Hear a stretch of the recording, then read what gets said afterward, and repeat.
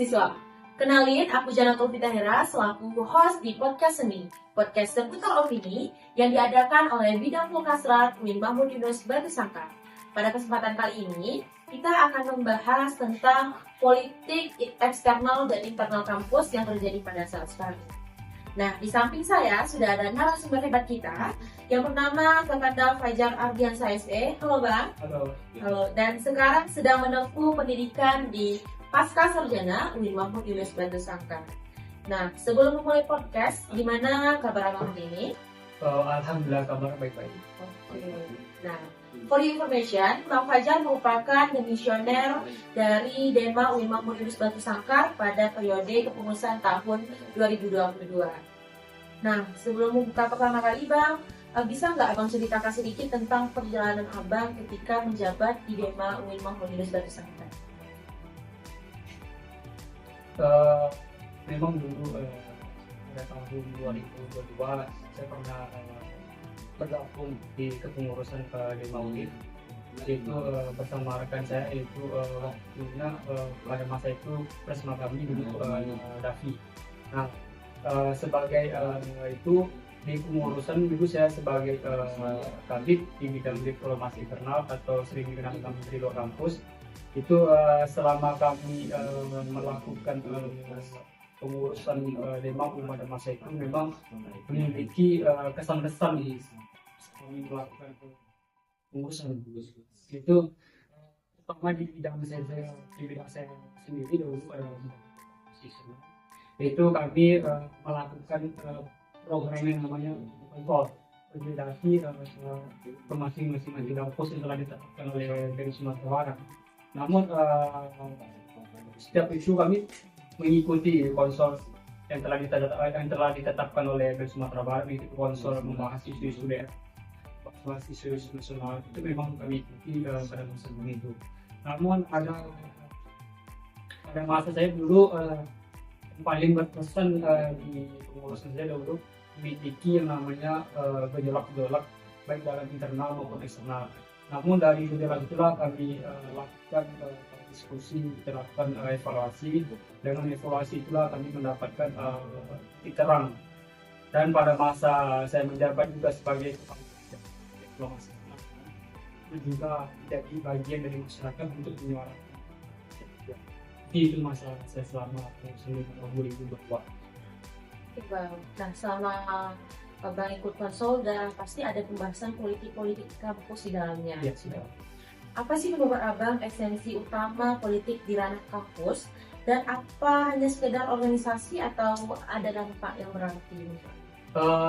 Kalau kita sudah berbicara tentang politik baik internal maupun eksternal, itu memiliki dua pandangan. Kalau kita membahas politik internal kampus itu yang ada di dalam ruangan univ atau di dalam ruangan kampus kita. Tapi kalau kita sudah membahas tentang eksternal, tentu cakupannya kita sudah membawa atas nama dasar masyarakat. Nah, kalau kita membahas tentang politik internal dalam kampus, sejauh mana pandangan saya kan juga masih mahasiswa, tentu masih memiliki perhatian kepada kampus-kampus juga, perhatian juga kepada ormawa-ormawa yang ada di kampus. Saya perhatikan kalau untuk mengenai politik, masih bisa dikatakan politik kita ini masih sehat dibandingkan dengan kampus-kampus lain. Nah, kalau alurnya dari politik internal kita ini, tapi masih ada juga beberapa oknum-oknum yang memainkan politik internal ini sebagai personal branding atau sebagai ajang personal untuk mendapatkan nama. Nah, masih ada beberapa oknum seperti itu. Namun kalau kita sudah membahas politik eksternal itu sudah membahas cukup luas, dan nah itu perlu kita lakukan yang namanya kita melakukan evaluasi. Sebelum kita melakukan evaluasi, tentu kita harus mengadakan yang namanya konsol. Nah, pada dasarnya kalau kita sudah membicarakan baik di internal maupun eksternal, kita harus ada melakukan komunikasi antar mahasiswa atau antar jaringan di luar. Itu perlu kita terapkan karena agar tidak terjadinya namanya miskomunikasi. Nah, pada dasarnya yang paling kita takuti kalau kita melakukan yang namanya politik jangan sampai terjadi yang namanya miskomunikasi, menyalahi aturan, menyalahi perpu atau lainnya yang sudah ditetapkan atau yang sudah disepakati. Mungkin itu untuk mengenai politik internal maupun eksternal. Nah, bicara tentang politik internal kampus, Bang, terutama di lingkungan Ormawa, pasti ada yang namanya tuh dinamika politik sendiri. Iya. Nah, apa tantangan terbesar yang pernah Abang hadapi dalam mengelola dinamika politik internal di kampus? Kita sebagai lembaga tertinggi di Universitas UIN Mahmud Yunus Bagusan Karifu DMAU, kita akan menaungi seluruh Ormawa nih, berapa banyak Ormawa yang ada di UNIS nih. Tentu kita harus memiliki dinamika atau seni atau pola-pola kita melakukan komunikasi dengan mereka. Terkadang sejauh saya dulu bahwasanya ada beberapa Ormawa yang tidak mau mengikuti sejalan dengan apa yang kami tetapkan pada masa itu. Ada beberapa Ormawa yang tidak melakukan sejalan yang telah kami tetapkan, yang telah kami SOP-kan. Nah, pada dasarnya mereka tidak mau mengikuti apa yang telah kami tetapkan dikarenakan ada sebuah kebijakan yang tidak mereka sukai. Itulah kesalahan kita pada masa saat itu. Namun kalau kita lihat dinamika ini, kan kita memiliki retorika nih, bagaimana caranya kita melakukan pembackupan kepada Ormawa-Ormawa. Contoh kita ajak sekali-sekali Ormawa ini diskusi mengenai isu-isu yang terbaru, mengenai isu-isu yang terupdate atau hal lainnya.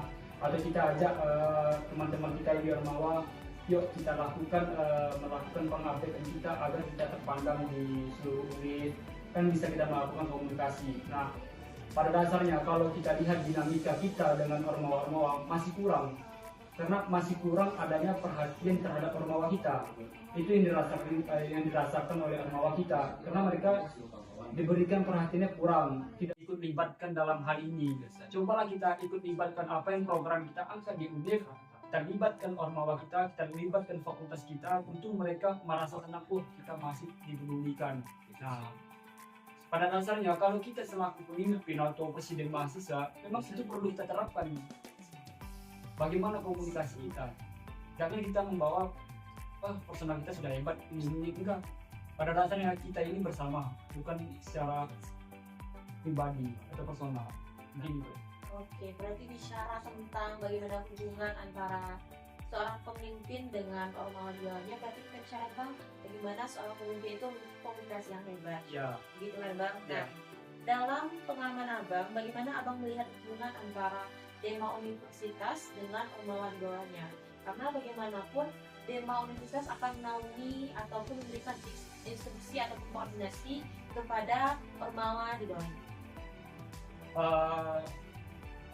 Sejauh yang saya pandang bahwasannya kalau mengenai penjaringan kita dengan Ormawa-Ormawa, kan kita kan sekarang kan kita melakukan yang namanya presiden mahasiswa atau DMAU kan membackup seluruh Ormawa, baik dari UKM maupun dari fakultas, kan kita membackupnya. Nah, pada dasarnya kalau kita ingin melakukan sebuah program yang luar biasa, tentu perlu adanya komunikasi dan kepedulian terhadap Ormawa. Nah, yang kita sayangi bahwasannya kalau kita sudah menjadi pejabat tinggi di DMAU, terkadang kita lupa dari mana kita asal. Yang kedua, kurangnya komunikasi karena kesibukan ini itu, tapi tidak melibatkan Ormawa. Nah, sebenarnya Ormawa ini adalah sebagai penunjang untuk program kita di kampus. Dikarenakan mereka di Ormawa kan memiliki macam-macam bidang. Mereka menguasai skill bidang itu. Sedangkan kita kan melakukan, ibaratnya kita ini sebagai jembatan, sebagai kita menyampaikan, karena kita mendapat bahas itu dari UKM ini, terus kita dapatkan pembahasan dari UKM ini, baru kita lakukan yang namanya audiensi. Nah, kita lakukan audiensi atau kita lakukan konsolidasi. Setelah kita mendapatkan titik terang, ternyata ini bagus juga nih untuk dibahas nih. Nah, baru kita lakukan yang namanya diskusi secara keseluruhan, kita libatkan Ormawa keseluruhan, apakah pandangan ini bagus atau tidak. Sebenarnya kalau kita sebagai pemimpin dalam organisasi, kita harus memiliki yang namanya jiwa pendekatan emosional. Kita ini harus bisa melakukan pendekatan. Jangan kita sebagai pemimpin ya peduli di ranah kita aja, tetapi di ranah orang lain kita tidak pedulikan. Karena kami kalau sudah di UNIF, kita ini milik bersama, milik Ormawa, milik mahasiswa. Terkadang mahasiswa saja nggak tahu siapa presmanya, kan masih kurang sosialisasi kita kan. Nah itu mungkin kalau mengenai itu. Oke, nah dalam menjalankan tupoksi atau tugas pokok dan fungsi, seorang pemimpin membutuhkan yang namanya personal branding. Sesuai dengan yang Abang katakan tadi, bahwasanya seorang pemimpin harus bisa bersosialisasi yang baik dan memiliki komunikatif yang baik dengan ormawa selingkupnya. Dan menurut Abang sendiri, seberapa besar pengaruh dari personal branding seorang pemimpin terhadap ormawa di bawahnya? Kalau mengenai personal branding itu kan lebih ke pendirian mereka kan. Contohnya kita mengambil tatkala kita mengambil contoh di UNIF DMAU. Nah kan kita memiliki yang namanya presiden, memiliki lembaga ke bawahnya kan. Sebelum kita melakukan pengedukasian kepada orma-orma, tentu ranah kita dulu kita benahi. Kita berikan dulu diskusi atau kita berikan sosialisasi kepada bidang-bidang ini atau menteri-menteri ini agar mereka berjalan sesuai dengan apa yang telah kita tetapkan. Nah, terkadang pada dasarnya personal branding ini berdasarkan penelitian itu sangat berpengaruh terhadap orma-ormawa. Kenapa sangat berpengaruh? Dikarenakan bagaimana jiwa seorang pemimpin itu nampak. Nah, bagaimana jiwa dia bersama dengan rekan-rekannya, bagaimana jiwa seorang pemimpin itu menyelesaikan sebuah sengketa, menyelesaikan sebuah permasalahan, itu sangat berpengaruh mengenai kalau branding personality. Terkadang buruknya organisasi atau baik organisasi itu tergantung lagi brand personality. Bagaimana brand kita menghadapi hal itu. Terkadang kita mendapatkan sebuah kesalahan, kita ya nggak tahu, oh ini bidang ini nggak becus loh menjalani, oh bidang ini nggak benar menjalani program ini, berarti ada unsur saling menyalahkan. Nah kalau kita selaku pemimpin, kalau kita memiliki brand yang luar biasa, brand yang pendekatan yang mantap, ekonomi emosional yang bagus, berarti mereka menjembatani kenapa ini bisa terjadi. Nah pada saat ini kondisi ormawa kita pada saat ini, baik dari yang UNI maupun ormawa maupun fakultas, itu komunikasinya kurang. Iya, komunikasinya kurang. Tapi sama branding seorang pemimpin itu sangat mempengaruhi bagaimana cara mereka memimpin dan mempengaruhi organisasi di bawahnya. Nah, banyak yang bilang bahwa politik kampus itu cenderung elitis dan eksklusif. Gimana pandangan Abang terkait hal itu?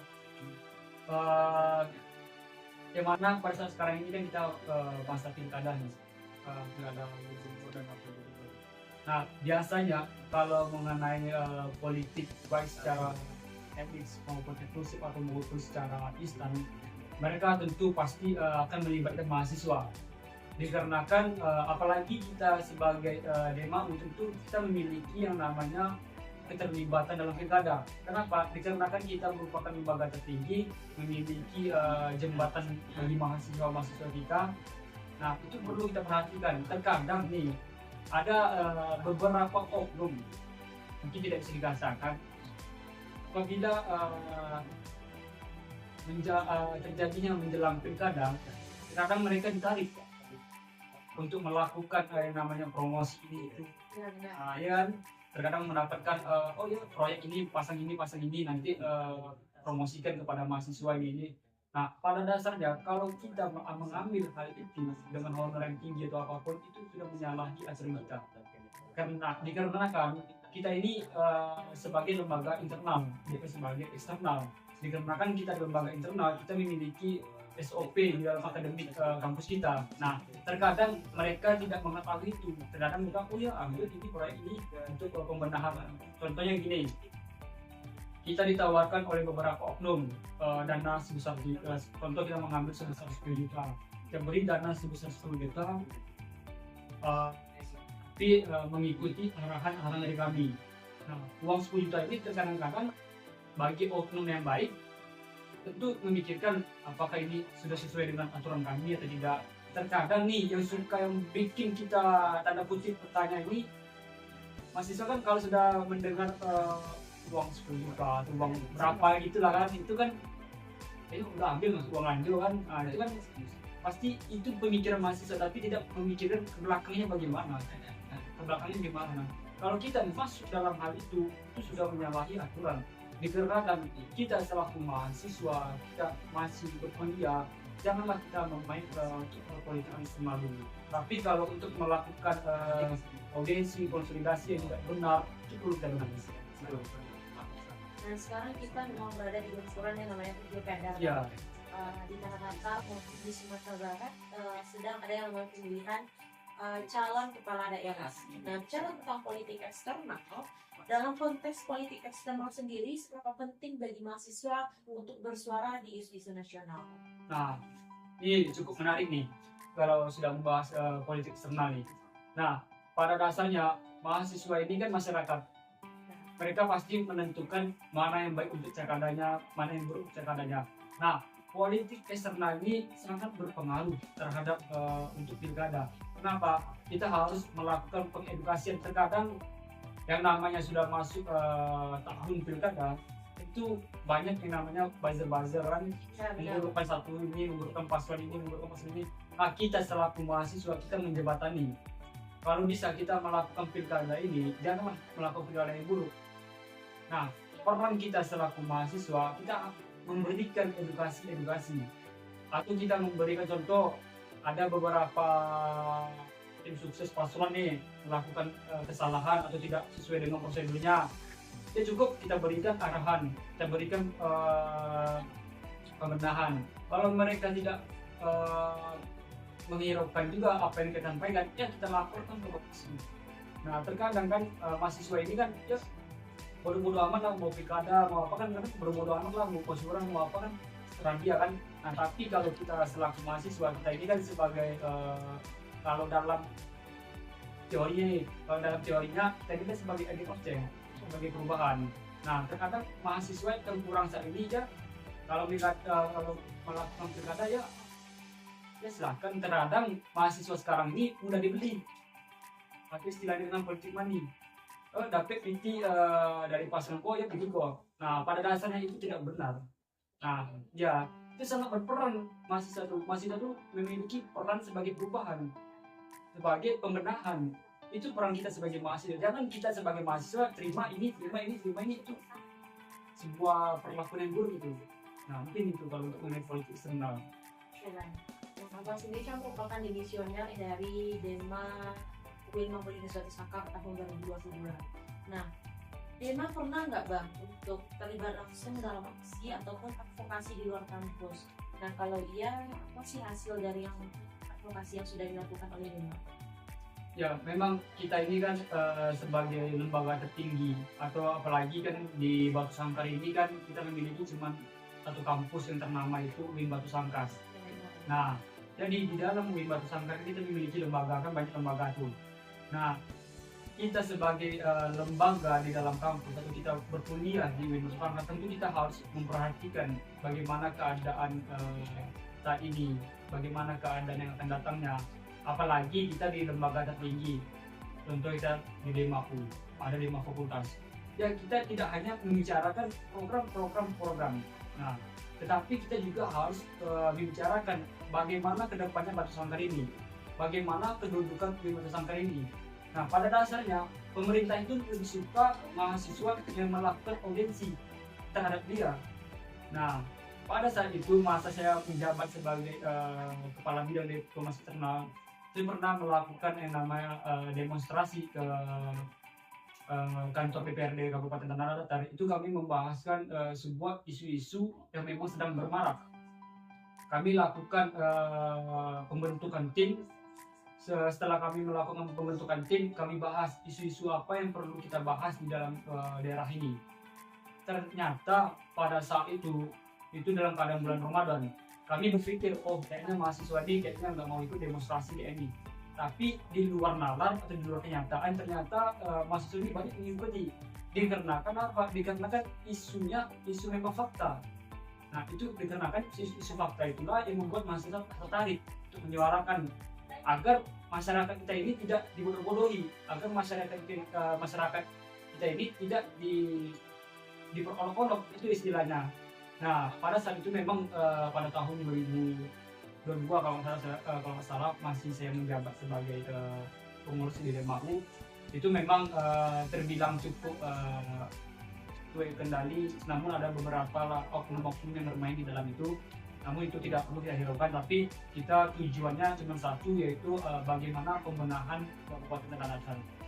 Alhamdulillah semasa kami melakukan demonstrasi ke kantor DPRD Tanah Datar pada masa itu, ada beberapa petisi kami atau pernyataan sikap kami yang telah dilakukan, walaupun tidak sepenuhnya. Kan kalau kita melakukan sepenuhnya itu memiliki waktu yang menjaga panjang, kan? Tapi ada beberapa petisi kami yang telah dilakukan, itu terbilang cukup, sudah puas lah kami, istilahnya kami tidak ya sekedar ngomong-ngomong aja kan, kayak oh demo itu dari kerajaan kan. Ternyata pemimpin kita pada masa itu Kabupaten Tanah Datar memang langsung menanggapi hal itu. Menurut Abang sendiri, apa peran politik kampus dalam membangun kesadaran politik mahasiswa untuk kedepannya? Kalau mengenai peran politik di dalam kampus, terutama lagi kepada mahasiswa, sebenarnya politik ini kan ibaratnya kan seni, ya seni. Bagaimana cara kita menjembatani mahasiswa-mahasiswa? Pada dasarnya hidup kita ini sudah politik. Nah, tergantung lagi kemana arah kita. Nah, kalau mengenai politik di dalam kampus, itu saya pernah nampak atau terlihat mahasiswa ini ikut berperan dalam lembaga-lembaga. Ya, yang berperan hanya lembaga-lembaga terpilih, tapi mahasiswa tidak ikut serta. Berarti politiknya kurang bermain, dikarenakan ya lingkup-lingkup mereka. Contoh kita mengadakan kegiatan sulit ini, ya lingkup-lingkup lembaga itu datang, ada lingkup mahasiswa yang datang. Berarti politik kita masih terbilang cukup rendah. Berarti belum ada kita mensosialisasikan ini itu masih kurangnya kita komunikasi terhadap lembaga ini. Itu kalau mengenai politik dalam kampus, saya menyarankan sih kalau politik dalam kampus ini perlu kita terapkan agar mahasiswa ini tidak terpaku kepada perkuliahan saja, tapi mereka memiliki tanggung jawab, yaitu sebagai pengabdi masyarakat. Nah, mungkin itu. Oke, kadang mahasiswa memang skeptis tentang politik nasional. Tapi antusias di level kampus. Nah, gimana caranya menjembatani semangat dari mahasiswa tersebut? Nah, kalau kita sudah menjembatani mahasiswa kita, terkadang ini yang cukup kita sayangi. Mahasiswa kita ini kurang kepedulian terhadap lembaga-lembaga. Memang cukup kurang, dikarenakan apa? Ya, mereka kayak bodoh amat aja gitu, kayak ya udah kalau dilakukan lah, kalau tidak itu pemikiran mahasiswa kita sekarang. Pemikirannya hanya pergi ke kampus kuliah terus pulang, tidak memikirkan bagaimana pengalaman mereka di dalam kampus. Pada dasarnya nih, kita selaku mahasiswa, kalau kita memang mahasiswa, kita memiliki beberapa fungsi. Kita sebagai mahasiswa ini memiliki fungsi sebagai iron stock atau sebagai pelindung masyarakat, itu sebagai controlling, sebagai pengontrol hal isu-isu terbaru. Itu pada dasarnya mahasiswa. Tapi mahasiswa kita sekarang ini sangat disayangkan, mereka ya sekedar kuliah pulang, tapi mereka tidak berpartisipasi atau berkontribusi terhadap itulah dan mengambil isu-isu yang terendah, itu isu kampus. Cobalah kita lihat keadaan kampus kita sekarang ini, kan perlu kita adakan diskusi. Oh, kenapa percepatan kampus ini melambat, bagaimana infrastruktur kita, itu perlu kita bahas. Namun mahasiswa kita sekarang ini, terakhir Bang, gimana pesan dan kesan Abang untuk calon ketua umum DEMA eksekutif mahasiswa yang akan terpilih nantinya?